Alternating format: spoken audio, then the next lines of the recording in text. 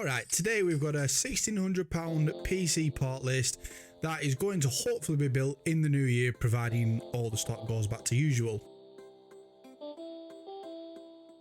Now don't worry, I'm not going to be rubbing, oh look at this 3080, look at this Ryzen 5000 CPU I've got in your face, because to be quite honest, I'm probably in the same boat as most of you and we can't get hold of one. We have got the processor on pre-order, but who knows whenever that will be. So anyway, let's get straight into the parts list. Before we get into the list, I just want to let you know that some of these are catered towards being aesthetically pleasing, so you could probably do the same list for a little bit cheaper. But the person I'm building it for, it's for his little lad, and he did say, you know, it would be nice to have some fancy lights, so we have sort of skewed towards that. Start off with, for the motherboard, we've got the Asus ROG STRIX B550 Gaming F, and that is £200. Now, motherboards can be one of the easiest ways to overspend because they scale up quite a lot, and realistically, you're not getting that much more features, you're just getting better quality build, like the VRMs are going to be better, so that's more catered towards people who are going to be doing like extreme overclocking. So because we're not doing extreme overclocking, £200 is more than enough for a motherboard. I know a lot of people like the MSI B550 Tomahawk, which is the next model from the B450 version, and that again is another option. I think that's about £30 cheaper. The websites I will be using is not actually PC Part Picker because for whatever reason the CPUs and GPUs aren't showing up the prices on there, I'm assuming because they're not available. But I'll put the websites that I've actually bought these from so you can see the prices. There is some price differences now between when we bought them and what they are now, because a couple of prices have gone up, which kind of sucks, but it is what it is. So at the time of buying the B550 motherboard, it was £200. I believe it's still £200, but one of the sites has a sale on and it's got £30 off at the moment. So if you're in the UK, that's brilliant. I don't know about the US. So as you can guess from the motherboard, we're going to be going with a Ryzen processor. Because this is going to be a predominantly gaming PC, of course we've gone for the 5600X, which is £300, and I'm pretty sure it is $300. However, since we put the pre-order in, it has gone up by £20, so it is a good chance it may have gone up by $20 in the US, which again, it kind of sucks, but I'm assuming it's because of such high demand, they're just thinking, whatever, we can just raise the prices, people will still buy it. And that's true, it's not a massive increase, but it's still a bit of a kick in the nuts, because I think the prices have gone up to all processors about £20–30. Now the RAM is probably one of the most overkill pieces of RAM when it comes to looks, but my god, they are looking beautiful.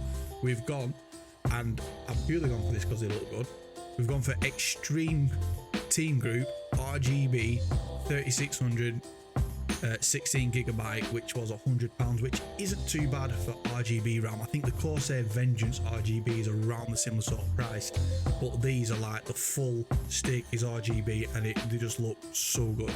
But again, like, prices have gone up again. This is now actually coming in at £120, so we did kind of get it at a good time before the price went up. For the storage, we've gone for a 1TB NVMe Gen 3, which, yeah, we've got a Gen 4 motherboard, but the prices on the Gen 4 sticks are still quite expensive, and I don't think you're going to notice that much of a difference. So Gen 3 is fast enough, especially just for gaming, and that is a WD Blue SN550 1TB, and that was again £100. So it's not too bad. Prices of a Gen 4 doesn't seem to be worth it right now until those prices come down a bit. But especially in this budget, if you're going for obviously a higher end gaming machine and you had no budget, then yeah, you just go 2TB Gen 4, sorry. For the case, we've got the Thermaltake Versa T35, which was £60. A case is a case within reason. You don't have to necessarily overspend on a case, because this is sort of like a mid-tier budget.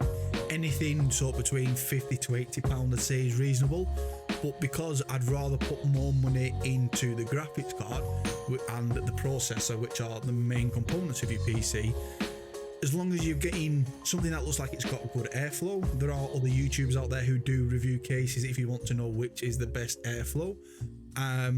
This one, I've not seen any reviews for it on basis of airflow and temps, but looking at it, it looks good. It's got slots down the side, and it's got a gap between the tempered side panel on the front. The only downside to this case is it doesn't have any front fans, so you will need to buy some extra front fans, which again you can get 3, depending if you want RGB, you can get a pack of 3 120mm fans for 40 quid. So it's not the be all and end all. So this is the case we've gone for. Now for the graphics card, I will point out, when we first were doing the budget for this, it was £1,400, so we were going to be going with a 3070 graphics card, but because we can't actually get the parts and we've got to wait, I got in touch with my friend and sort of said, you know, how would you feel about, you know, chucking an extra 200 quid at the PC, because, you know, we've got a bit more time, you can save up a bit more cash, because unfortunately we're not going to get this in time for Christmas, which was the hope. And he kind of said, well, by that point he'll probably naturally saved up that £200 anyway, so we got to go a tier up and go with a 3080. And for the 3080 that we're going for is an EVGA RTX 3080 XC3 gaming, and that is £750. When it comes to graphics cards, it's another thing that you can easily overspend on. Unless you're doing extreme overclocking, you don't need to go for the top tier cards. I mean, even this card, if you really want to do, you'd be able to overclock it. I looked at the next tier up, which was, I think, the Ultra, and I think that gives you an extra 40 megahertz on the core clock, and it's not really worth the extra cash, because you could probably overclock this to that anyway for the same price. It will just be guaranteed to hit that the next card.